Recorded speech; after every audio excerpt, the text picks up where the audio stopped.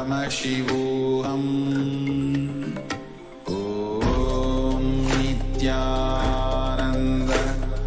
Paramashivoham. Om Nithyananda Paramashivoham. Om Nithyananda Paramashivoham. Nithyananda, sorry for the technical glitch.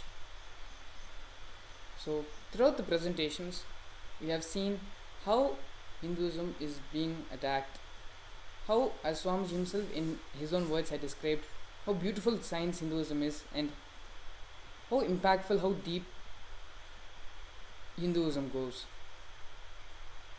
The technology with which the Hindu temples were built were beyond comprehension by any of us.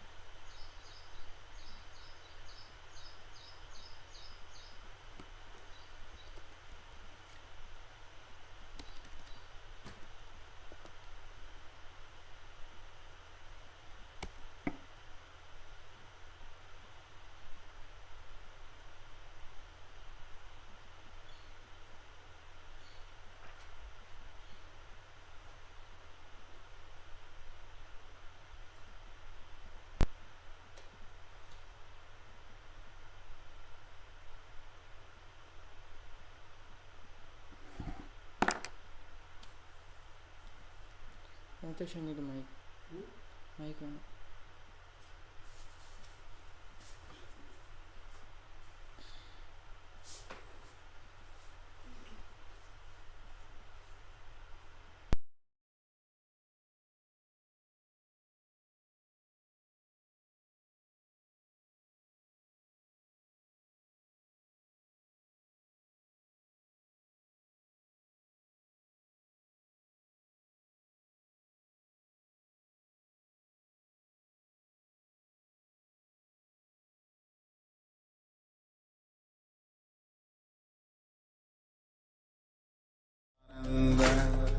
Paramashivoham.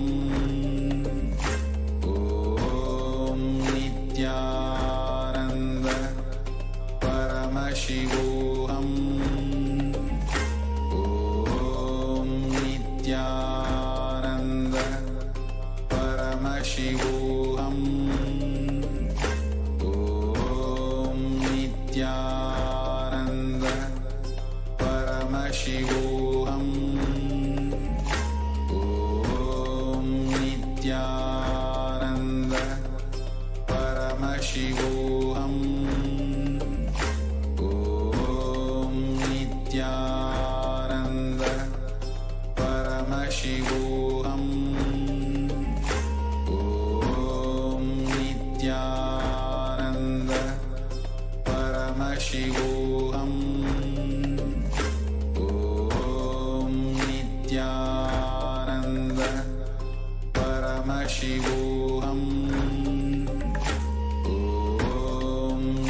Nithyananda Paramashivoham. Om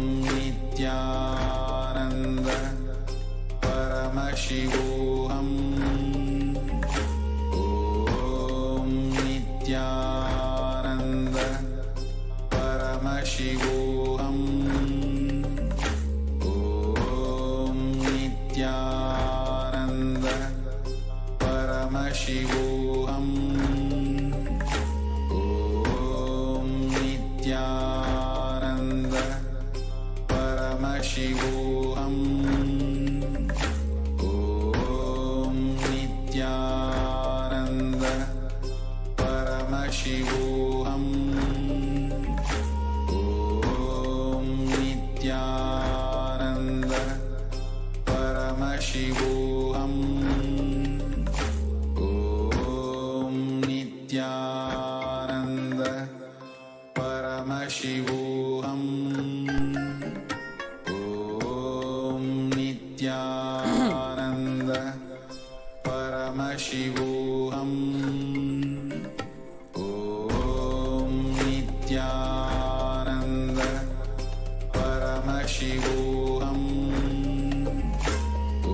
Om Nithyananda Paramashivoham.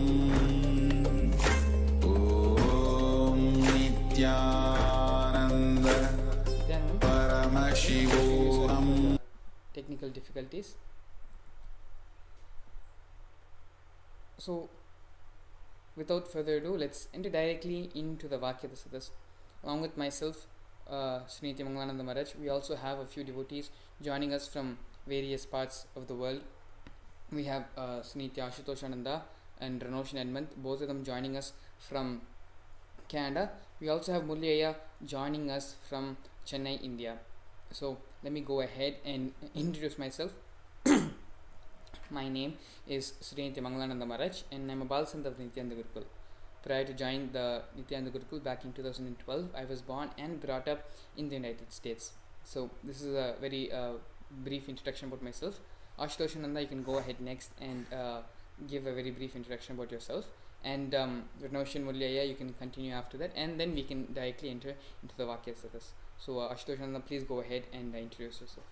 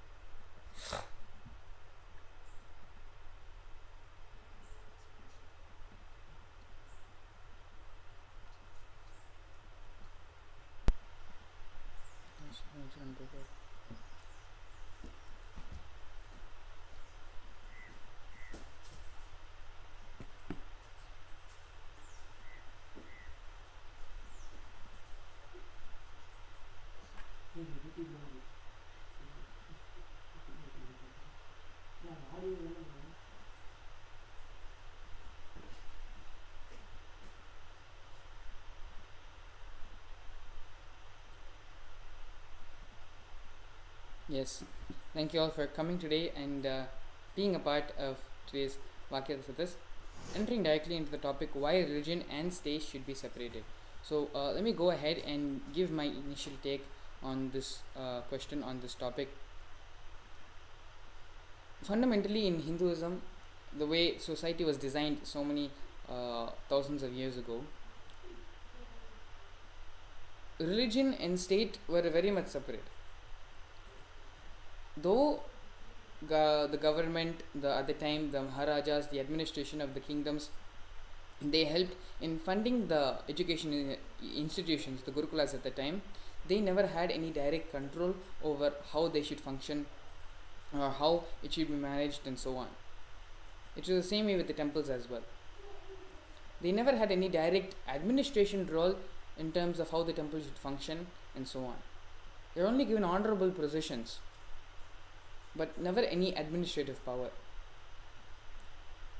Beautifully, the whole society at the time was extremely balanced, in a way each and every person knew what they were supposed to do, how to go about it, and which differentiated all religion and state.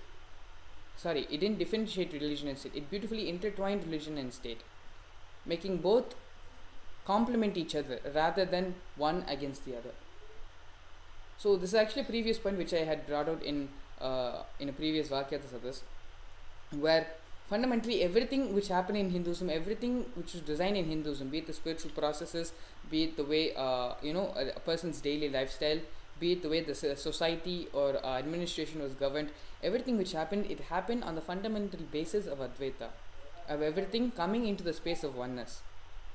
And it was because everything aligned to such a space, society was able to be balanced. And finally, Hinduism is all about that, about coming back to the systems in which society is balanced, in which everything is based over the principle of Advaita and oneness. So actually, this question, I think religion and state should be together, but should be together in the sense where a state cannot be a secular state. The Hindu state should be governing the Hindu temples. Only then it will have its best interest at heart. You cannot take parts which belong to a desktop computer and put them into a laptop computer. It just won't work. Even though they may have the same names and they may do the same functionality, it simply just won't work. And that is the same way in a secular state, trying to have religious institutions of be it Hindus or be it Christians or be it Muslims, simply it will not work with each other. And so this is my initial take on this question. Ashutoshanda, maybe you can go ahead next and share your initial take as well as to why religion and state should be separated or should not be separated. Yes, I think in the present situation, state and religion should be separated simply because there is no Hindu states. And naturally, because there is no Hindu states, then no state should be handling Hindu matters. Because it's a very simple understanding. Only if you have the right context, you will be able to come to the right decisions and make the right things happen. So if the people who are making the decision don't have Hindu context, then naturally they cannot handle Hindu matters. So Kailasa Swamiji is reviving Kailasa.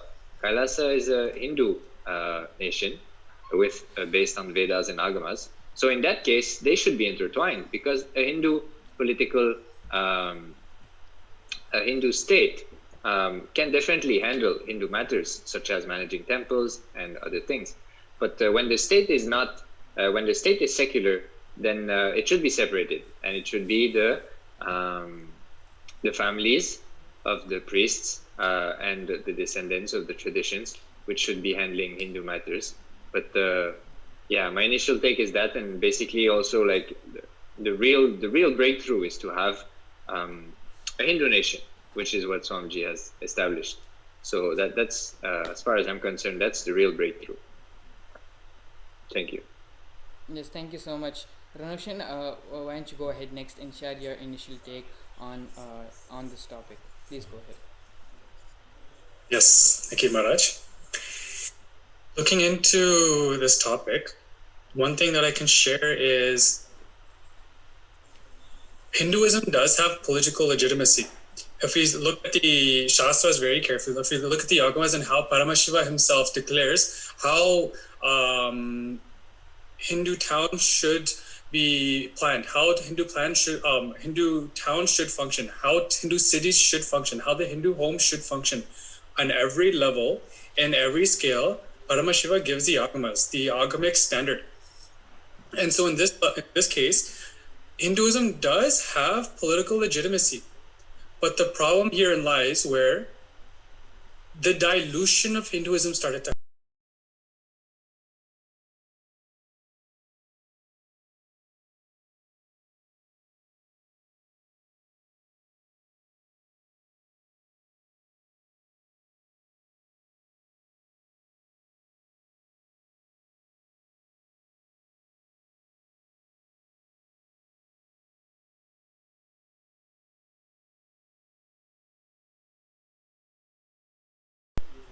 I can say about this. One, in the current state, as everybody shared, there should be a separation between state and religion, simply because the state governments which are existing now are really, I can say, compartmentalized.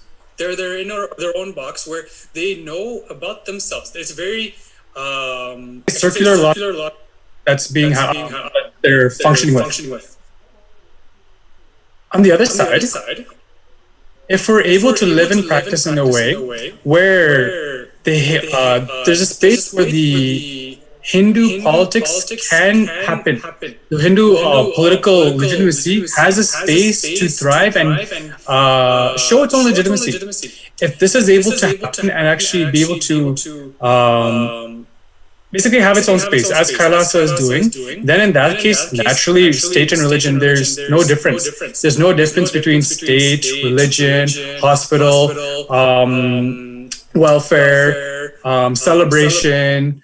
All these things are actually all intertwined and integrated with one another and actually help each other to flourish.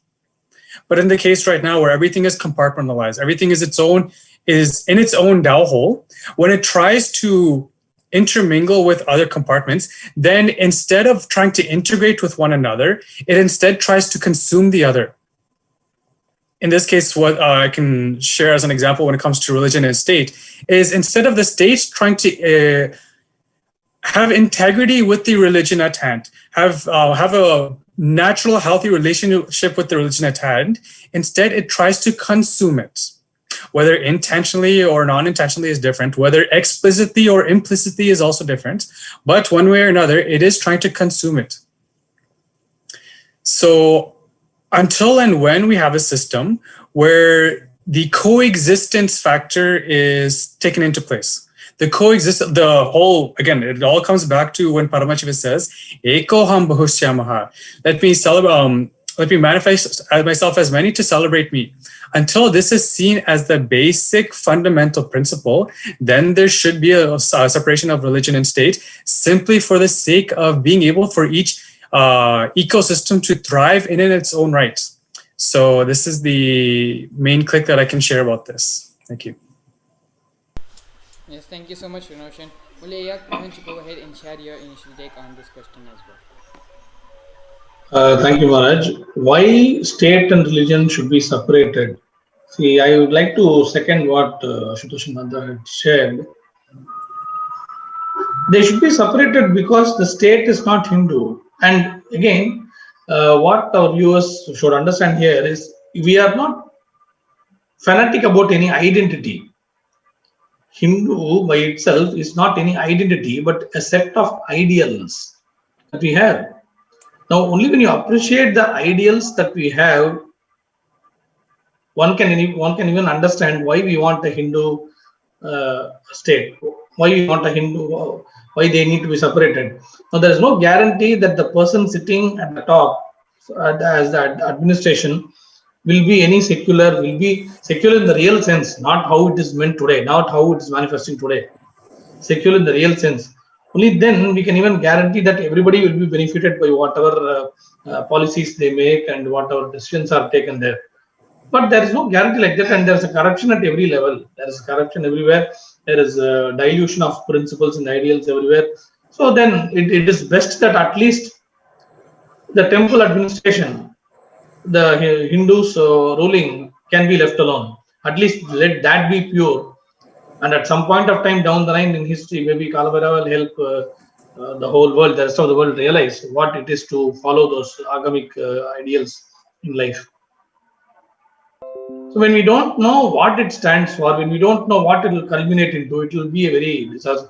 See, like for example, in the somewhat recent phenomenon which happened, the Sabarimala issue that happened, there were some people who were saying that they are trying to protest against injustice to women because women devotees were not allowed in Sabarimala. And the funny part, the whole thing is, for whom they were protesting for, these protesters, whoever they are supposedly supporting, they themselves are having a human chain to say that we respect Sabarimala and we don't want to go there. And these shameless elements actually are saying that we are fighting for their cause. See, they know what the deity stands for. They know the respect they should give for the deity, and they are willing to abide by it. And another thing is, you must understand here is, it is not just a tradition. There is a spiritual reason behind it. Every major temple in Hinduism actually has got a big history, miracle history in it, and we should respect that. And there is a tradition behind it. There is a reason why we worship the way we worship in that temple. The deity may be the same by name, but the tradition is different. The purpose of that temple, of that place of worship is different. And how every temple ultimately coexists with every other temple It's a beautiful ecosystem that needs to be understood in its completeness, in its whole, in its holicism. Now, these ideals and principles can never be understood by a non-Hindu mindset. So that is why I think this is the initial take. Will say why religion and state should be separated. Maybe some direct instances can be given in a further instance. Thank you for my time now, Maharaj. One thing I would like to add is adding to on what Murli just shared. Swamiji shared that Hinduism has to be discovered.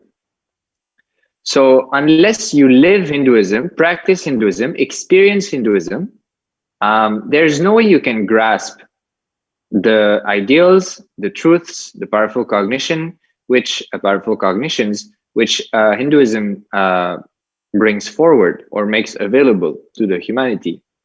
So yes, surely a very important thing is only a Hindu will be able to grasp the context of Hinduism and therefore honor and make sure that this context is, the purity of this context is maintained and expanded. So that's one thing I wanted to add to the sharing. To expand on this, there's one click that's happening is, see, Hinduism is a higher science. And so if you look at the Hindu ecosystem, like a research laboratory, where really the R&D for the inner world is happening. If we look at it like the whole ecosystem as a sort of a laboratory space where the R&D is happening, then as soon as, so even just looking at any kind of R&D laboratory, any kind of research area, as soon as the involvement, I don't want to generalize, but overall, a lot of time, as soon as the intervention of state starts to happen, the extent to which the R&D can happen starts to get diluted. The science starts to get diluted. The actual principles behind which the research is being done starts to get diluted. And there starts to have all this different kinds of vested interest in like what should be seen, what should not be seen, what should be done, what should not be done. All these things start to happen. So as soon as the intervention between state and religion starts to happen, in a space where this religion is a higher science, it's an entire ecosystem where really the inner world science is being explored. It's completely experience-based. As Ashutosh was sharing, you discover Hinduism. You really discover Hinduism for yourself. And that's why in Hinduism, the strength is in the numbers, in that every single being is one. Every single being is a lion. Every single being is Paramashiva because they discover their Paramashivatva. So it's a completely different space altogether. As soon as the dilution of this starts to happen by intervention of states, then the whole, I guess just to bring it back to the analogy of the laboratory, the whole cause for the R&D, the direction in which the R&D is happening starts to get diluted and ultimately compromised. So in today's world, I can say this is one reason why the religion and state should be separated until and when we have this space where Hinduism is allowed to flourish as it is, where we have this space to explore Hinduism as it is, as Parama described in Agamas. So this is one click that's happening. So I think overall we've Thank come you, to Ashutosh. basically... Yes, you go ahead. Yamuli, please go ahead. Thank you, Renoshan. Actually, it's a very good analogy he has brought up. Like if you look at the whole idea of life as a R&D lab, Hinduism is all about discovery, and only when it is totally non-controlled, completely non-controlled, and it's left to be free in its entirety, you will even know what it means, how it is to live those values, and what we ultimately can manifest. Any kind of restriction will never give any will reduce the intensity of effect, intensity of benefit the whole world can get. So it's a good point. I would like to from Renoshan, and I would like to second that. Thank you, Maharaj. Thank you, Renoshan. Yes, yeah. So overall, we've come to basically two stands. If we have a Hindu country, then the Hindu temples being governed by the state makes sense, and that is something which we should we should all advocate for. But if it is going to be in a secular state like how India currently is, in that case, we should not there should not be any interference in religion and state. Another thing one thing which I want to bring out here is, for the past almost 50 to 60 years, however, how much ever long it's been since India's independence, that has been the case where India is a secular country, and the Hindu temples is the religion, is something which is being practiced within India. The problem with any state being secular and having religious institutions inside them is, at least in the country of India, is where by and by the government starts getting greedy.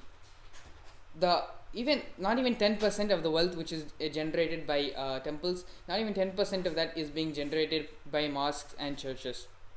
I'm not giving you exact statistics here, but I'm just pretty much trying to convey, trying to portray a fact where the income generated by temples is immense. And another part is where again and again Swamiji says in the Satsang, where Hindus are reluctant warriors. They are choosing not to fight, not to defend when they know that their home is being attacked. And there are multiple reasons Swamiji gave for this. But fundamentally, the bottom line truth is, we do not stand up for our religion the way other people are standing up for their religion. And not to make a comparison here that Hindus are like this and Christians and Muslims are like that and so on. But fundamentally, we should use this opportunity to internalize and look within ourselves. Why do we not jump? Why do we not become ferocious when we are being attacked, when we are being persecuted, when these attacks are happening? Sure, when things become really bad at one place or another, we speak out and we try to like how when some assault was happening on the Tirupati on Tirumala hills. At the time, everyone got ferocious, woke up, and then they defended themselves, and after that, government never touched those hills again. But why is Hindus not doing this for each and every aspect, for each and every temple which is facing this persecution? Why is it happening only sometimes, some places? Even in those places, it may happen, may not happen. Tirupati, because of some grace, the people were there to save Tirupati and to protect it. But this is not happening every single time. Even though so much of riot, so much of controversy happened on the Sabrimala issue, still we lost Sabrimala. Still, so the space of the sanctuary of Sabrimala was desecrated. And however sad this must be, this is the truth, where we do not stand up for ourselves, we do not have gratitude, have faith, or whatever the reason may be, we are not protecting Hinduism, and we are reluctant warriors. We continue down this path. Whatever the statistics may be it in terms of climate change and global warming, be it in terms of teenage depression, be it in terms of the diverse rate, in every single aspect of our human lifestyle, in every single aspect of the world, it's all going to get destroyed. It's all going to go and become ashes. So Hinduism, as we previously always say, Hinduism is more than just a religion. It is a way of life, and only if we bring this lifestyle back, only if we bring this way of living, context of living, actually more than a way of living, it's a context of living. Only if we bring this context into each and every person, only then we have a chance of survival within the next 100 years.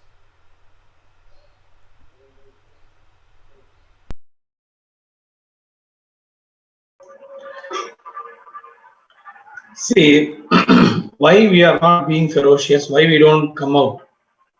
I will say that these people actually who are working day and night to dismantle the whole idea of Hinduism, the Hindu setup, they ensure that they do it very slowly, very steadily,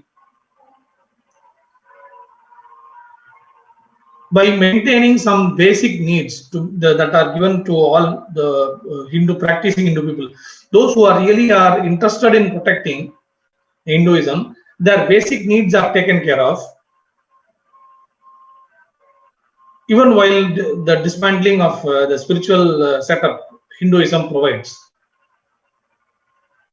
And it is done in a very subtle way that nobody seems to even notice it. Unless you see the bigger picture, it is not even noticed.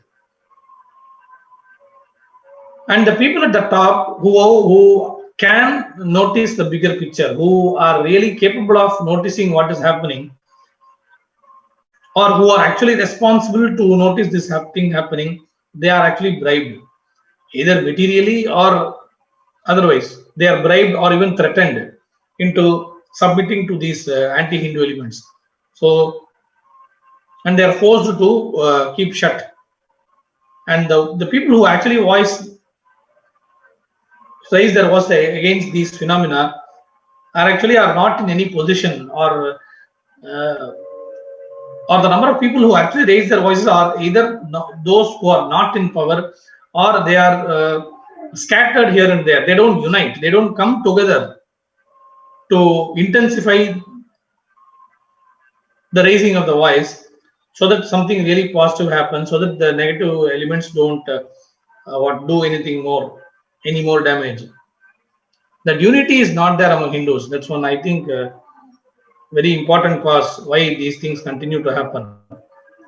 The people at the top, they either turn a blind eye, turn a deaf ear, or they take bribe and keep quiet. And those who are not in power, those who don't see the bigger picture, are the majority.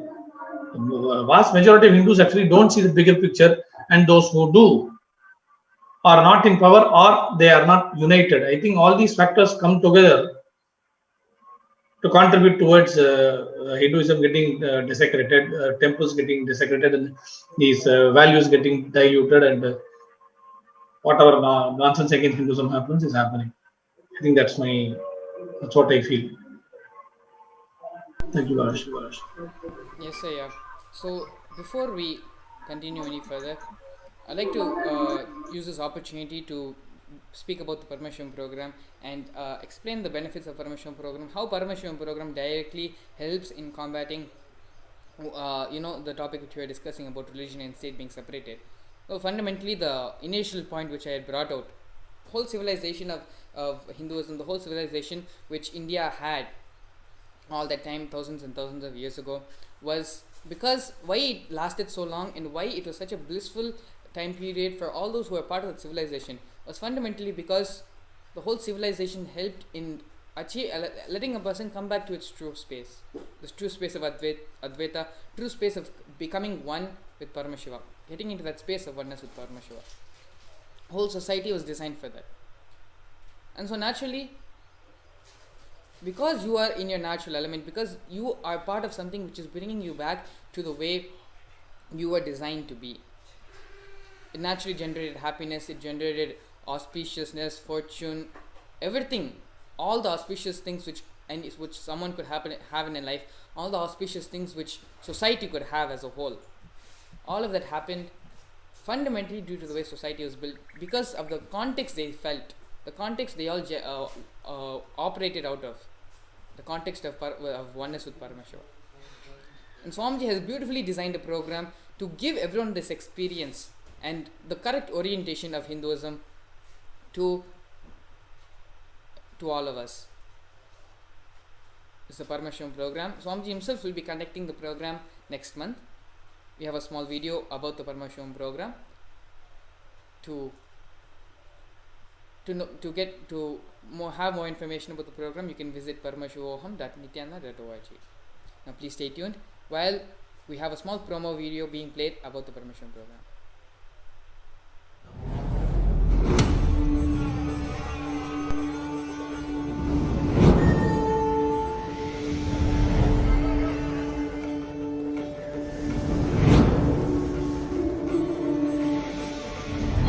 The time is right. The world is ready.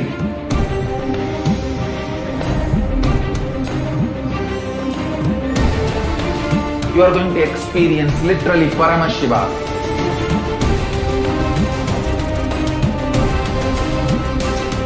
Most powerful, intangible but definitive, intense processes.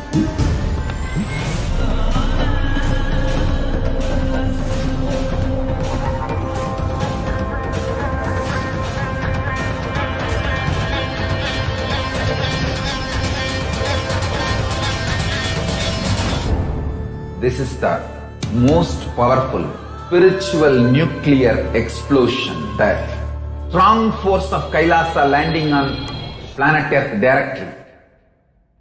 One thing I can be sure, you will not exist end of the program. I can guarantee that. Only Paramashiva will be there. Yes. So with this, we've almost come to the end of today's Vakyartha Sadhas. We have a few more minutes left. I'd like to sincerely thank Ranoshan, Sneeti Ashutosh and Mullaya. Thank you all so much for coming today and being a part of the Vakyartha Sadhas. Thank you all so much. It's time to prepare ourselves to welcome Swamiji and receive him for the Nitya Satsang. First, all the viewers, everyone to sit straight with your head, neck and spine in a straight line, and close your eyes. Bring your awareness into your Ananda Gandha and visualize Paramashiva sitting there in your Ananda Gandha. Visualize Swamiji sitting there in your Ananda Gandha as Paramashiva with the 25 heads and 50 hands. Now, start chanting the Mahavakya mantra, Om Nithyananda Paramashivoham, and allow this mantra to reverberate throughout your entire body.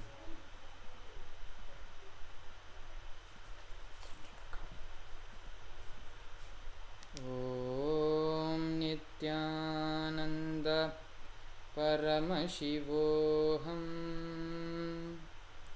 Om Nithyananda Paramashivoham.